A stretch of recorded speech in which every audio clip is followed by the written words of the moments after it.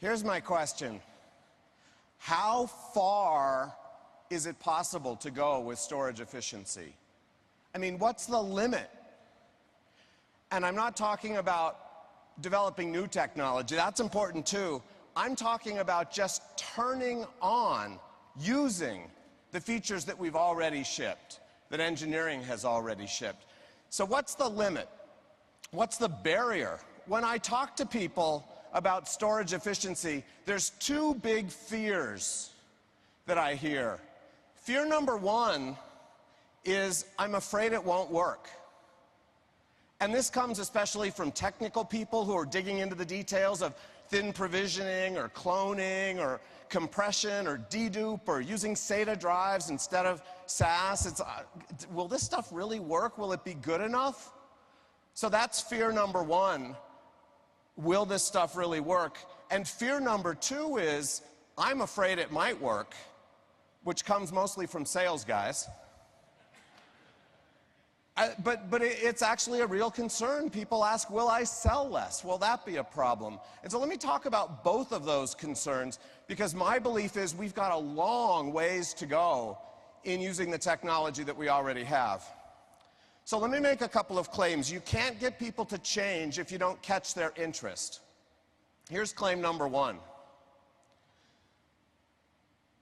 Flash memory can cut your storage costs in half. Flash memory can cut your storage costs in half. Now that's obviously crazy, because everybody knows that flash is really expensive. But the way that you can use flash memory to cut your storage costs in half is if you let flash memory provide the performance so that you can get away with SATA instead of SAS. This chart shows two performance lines. It's a Spec SFS chart, and you can see here those two lines essentially on top of each other. One of them is done with fiber channel. This is actually a little bit old. It's done with fiber channel, not SAS, but the numbers work the same. 224 fiber channel drives versus 96 SATA drives with flash. Basically the same performance.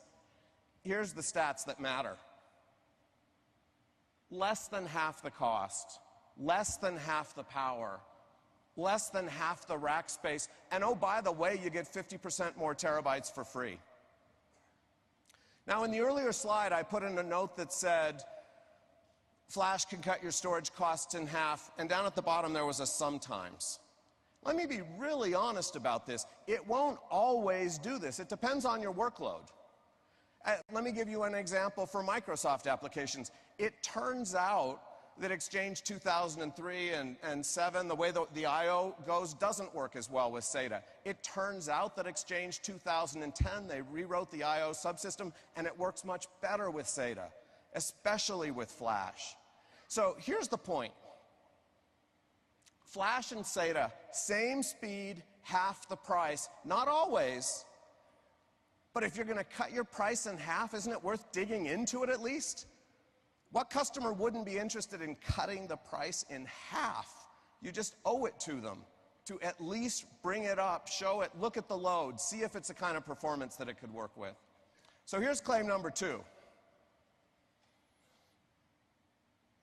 Dedupe can cut storage costs by 25% or more.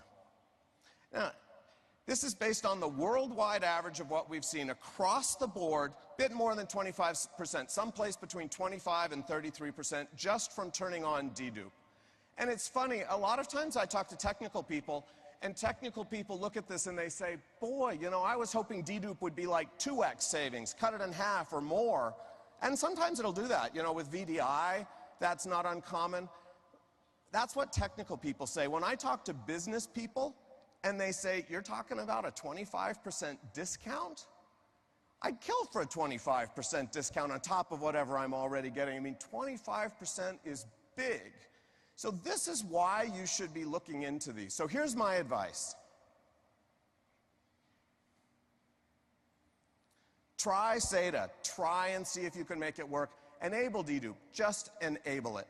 Now, why such simple advice? I mean, we've got all of these features, cloning and compression and thin provisioning, and I have to say, I think cloning of all the features is the one that when I talk to people about it and they're not familiar with it, in a test and dev environment with database, their jaws just drop. I mean, it's amazing stuff. But here's the thing about dedupe and SATA. You know how they talk about marijuana as a gateway drug?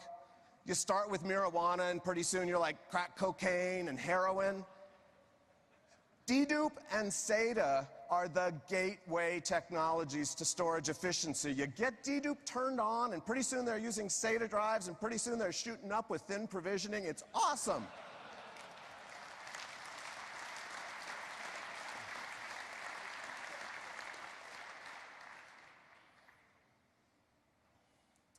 So this is step one of my secret plan to rule the world.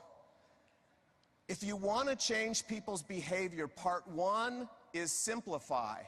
Simplify to the point you've got something people can do. Try SATA, use dedupe. Simple. Now, what else do? You measure what you've accomplished so far. You honor the people who are doing the best, and then you do it again. You repeat. And so this is basically the overview of the rest of my presentation. Here's some measurements.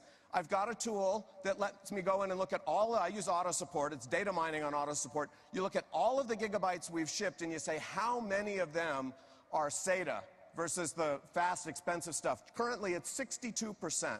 Now that sounds pretty good, but actually it's not so good because half of it's probably target, backup kind of stuff. So I sort of look at this, the 50% of course is SATA, and of the other 50 we're only 10% in. We can go a lot further than this. On dedupe, currently we're about 30% deduped of all of the gigabytes that we've shipped across the world. So how far is it possible to go? Let me show you some folks who've really pushed the limits.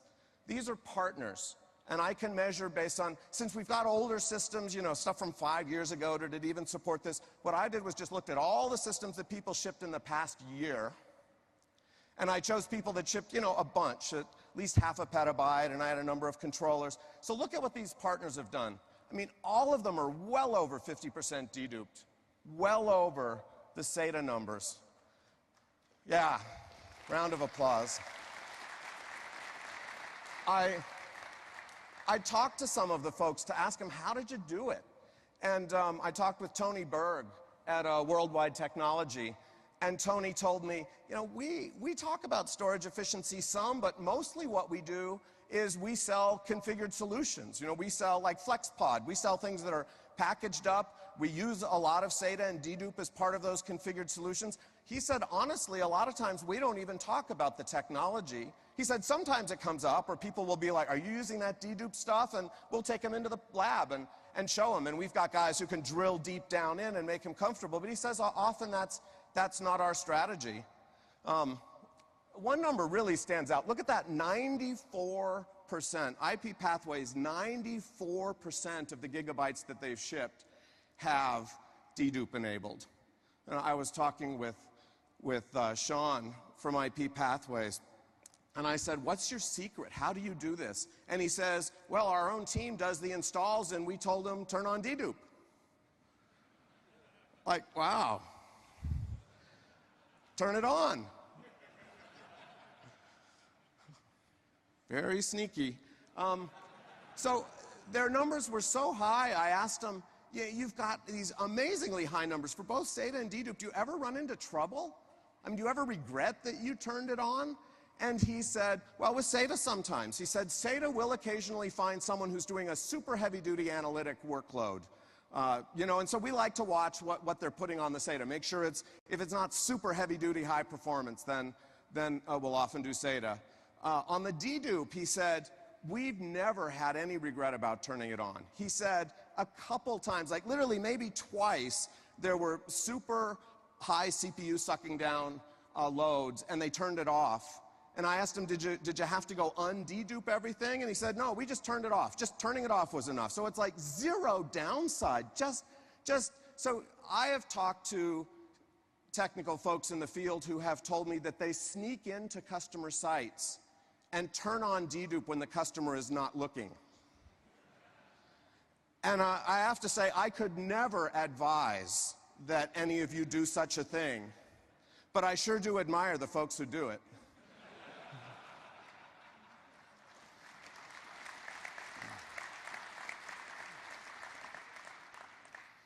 I can also cut the data by district.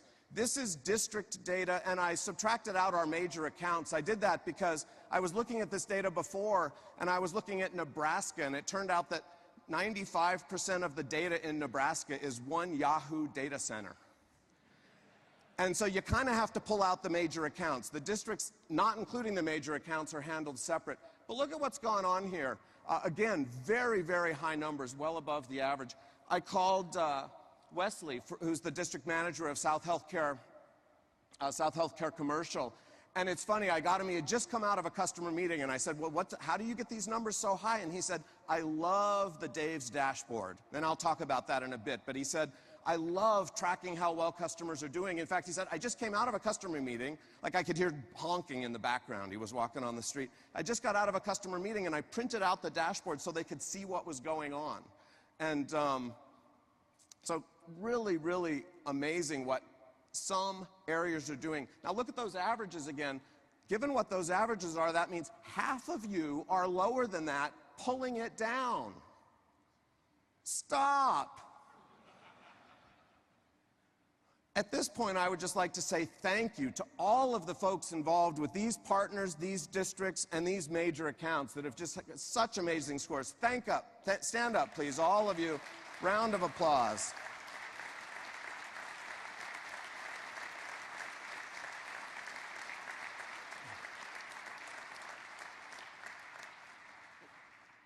I think of the role of heroes, and I think of these people as heroes. The role of heroes is to go out and explore the limits of what's possible and report back to the rest of us. And these are folks who've done that. Now, when I think, what are the rules that we can learn from these guys? What are the lessons? One lesson is sell high-level solutions, pre-configured, packaged, and turn this stuff on in it. Turn on the features, use SATA, use dedupe, and others too. Cloning if it's appropriate, then provisioning if it's appropriate. So configure it up. Maybe you don't even have to talk about these features. That was Worldwide's approach. On the other hand, IP Pathways, their approach was talk about it, make it a leading thing, show people. That's a different strategy. Turn it on. That's another big lesson. Maybe the most important lesson, though, is don't be afraid. These things work more than you think. And it happens one customer at a time.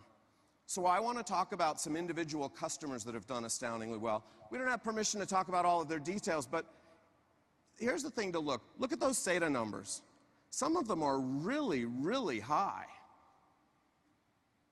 93% SATA, that's from an enterprise customer who's using NetApp as their default storage for everything. And I'll dig in a little more on them later.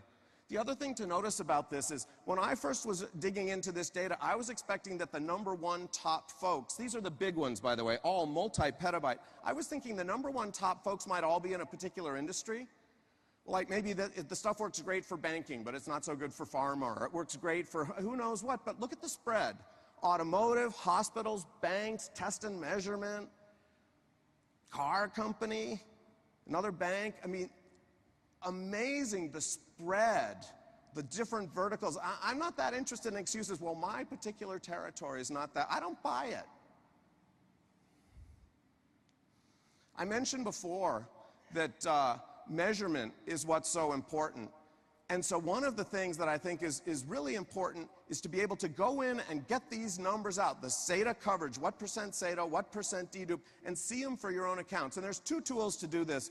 One of them is an internal tool called the EBI. That's a tool we use for tracking our own data internally. Another one's a tool accessible to everyone. It's My Auto Support. And if you go to My Auto Support and go, there's a bunch of tabs, and the tab that says Storage Efficiency 2.0, this data is available from it. So on the internal one, it's got my face, because I have an ego. Dave's Dash, try SATA, enable dedupe, really simple. If you zoom in right down there, and you zoom in on that, you can see those numbers I was talking about. It's got controllers, how many petabytes of just raw disk drive, what percent SATA, what percent. If you zoom back out, and then slide up, there you can see the interesting numbers. And I want to dig in on this because these show the progression of a customer over time. So let's dig into one particular customer, large automotive company, the one I said that was cool before. 93% SATA. Now look at this chart. You can see the stuff at the bottom, it says Fiber Channel. It's actually Fiber Channel or SAS, the fast, expensive stuff. The blue stuff is the SATA, the slower, less expensive stuff.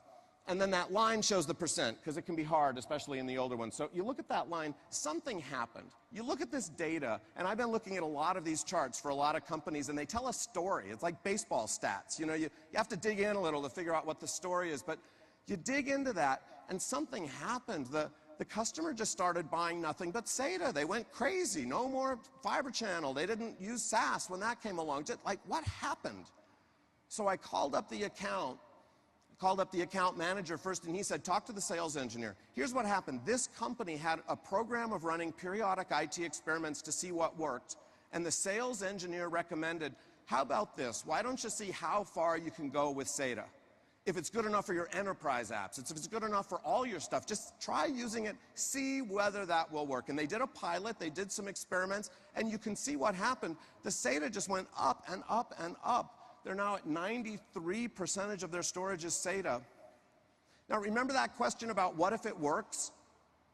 How do you think the sales guy on this account's feeling?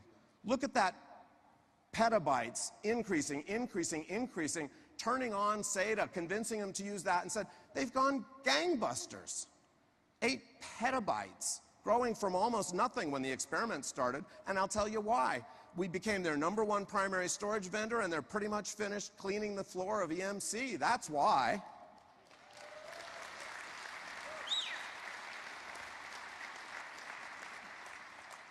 To think that you're not going to sell more is little thinking. It's just looking at this deal. Big thinking is when you go, we could sell more to them. We could take out other people from them. We could sell to their friends. I had a sales guy come up to me once, district manager actually, and he said, one of my accounts, we turned on all these features. We hadn't turned them on the first time. We were in the middle of a 125,000 order, and we turned it all on, and by the time we were done fixing up their configs that they had wrong, we talked ourselves out of a deal. And I asked him, how do you feel about that? And he said, I love it.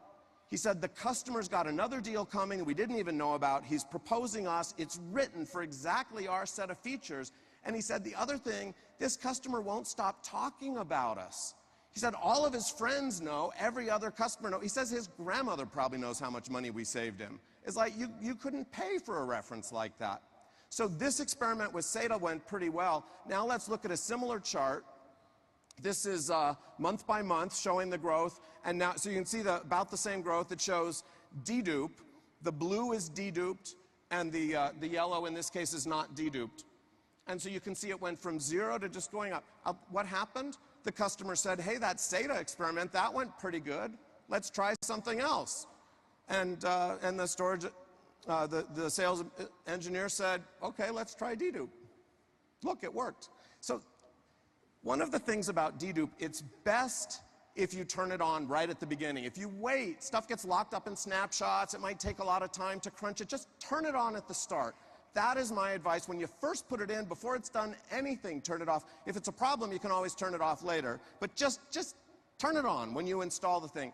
But let me give you a little bit of a counter story. Here's a big bank, and they're using SATA pretty good. I mean, the ratio keeps going up. It's gone up from about 60% to 80%, so well above average in SATA use.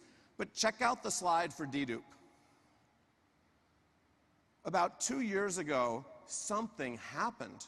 I mean, this is a site that has 18 petabytes of storage, and over the course of a couple of months, they deduped half of it. 18 petabytes, and they deduped up half of it. I called up the district manager and said, what did you say to these people? The account manager, I mean. What did you tell them? And the guy said, I didn't have to tell them anything. Don't forget it's a bank. If you look at that, that lines up with Lehman Tuesday.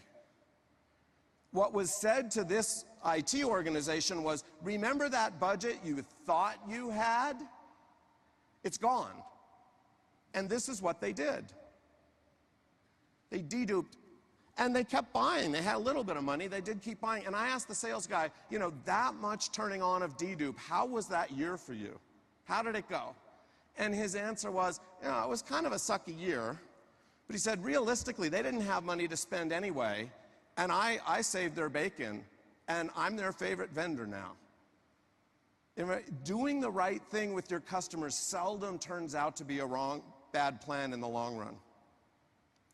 Here's a second big bank, and you can see the SATA percent's about 50, it's a bit lower, the dedupe's a bit small, and I'm not putting this up as a bad example. I'm putting this up to say I understand that this is hard, and I want to tell you the team that got these dedupe results, those little results, they did awesome. Because this bank just wouldn't listen. They didn't believe it would work. They were afraid. Remember fear number one, it won't work. And here's what the team did. The team said, you know, you're a US bank, but you've got a little bit of stuff in Asia. Let's try it there. If it breaks, who cares? And the bank was like, so you can see that thin little thing over on the left, the thin little bit of blue on the bottom there. That's the bank going, well, okay, let's try it in Asia. And it turned out it worked great. So they said, well, what about Europe? Why don't we do it in Europe, right? It's conquer by increments. So I'm not putting this up as a bad slide. I'm putting this up as an awesome slide. The team's working away at it and bringing their numbers up. So let me just skip to the final slide. Click, click, click. That was a particular customer that I talked with. But here's my request of you. Try SATA. It can do more than you think. You know, SATA's come a long ways, largely because of how much flash we can put into the systems now. If you tried SATA 2 or 3 years ago when the PAM card was RAM, DRAM, the flash is just a whole new game with how much load that can take off SATA. Again, not necessarily everywhere, but you'd be surprised. Turn on dedupe, just turn it on. I mean, everywhere, just turn it on. It's the default, just turn it on. Use the dashboards. Go in, look, customer by customer, see what they've done. And finally, find heroes, those people who were standing up. Find them and copy them. Thank you very much.